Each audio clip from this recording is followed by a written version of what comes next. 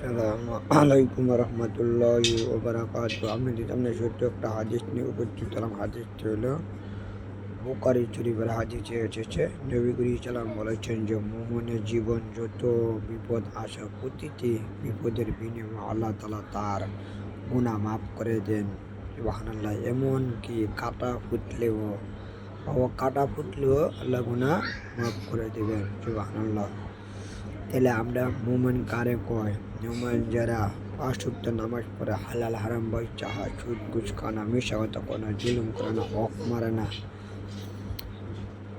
৫ ওয়াক্ত নামাজ পড়ে, কোরআন তেলাওয়াত করে, ওযিফা পড়ে, জিকির করে, তালিম করে, নফল নামাজ পড়ে, নফল রোজা রাখে, এই মুমিন বান্দা বলে।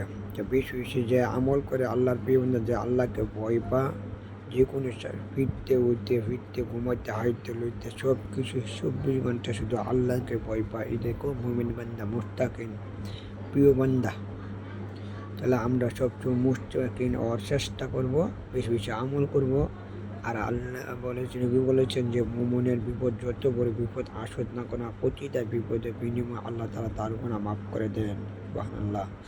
তাহলে আমরা যত বিপদ আসুক, সুখে থাকলেও আল্লাহর রাহাম, সুখে থাকলেও আল্লাহর রাহাম, বিপদ যত বড় বিপদটা হোক না কেন সবসময় আল্লাহর রাহাম। অনেকে নামাজ আল্লাহর রাহাম, কিন্তু বিপদ আইলে আল্লাহর ইবাদত বন্ধ করে দেয়, ওরা আল্লাহ আমাকে এই বিপদ দেয় না। যে মুমিন বান্দা নেককার মুত্তাকিন, তাদেরকে বিপদ দিবেন আল্লাহ, নেককার মানুষকে জ্বালা মুসিবত দিবেন। আপনি বলেন ভাই আমার বিপদ দেখে আমি যে আল্লাহর রাহি বিপদ। হাদিস শরীফ আছে যে মুমিন যারই আল্লাহ পছন্দ করে তারই আল্লাহ বিপদ দেয়, যারা পছন্দ করে না তার বিপদ দিত না। বালা মুসিবত তার রূপ না, সুখ কিছু নাই।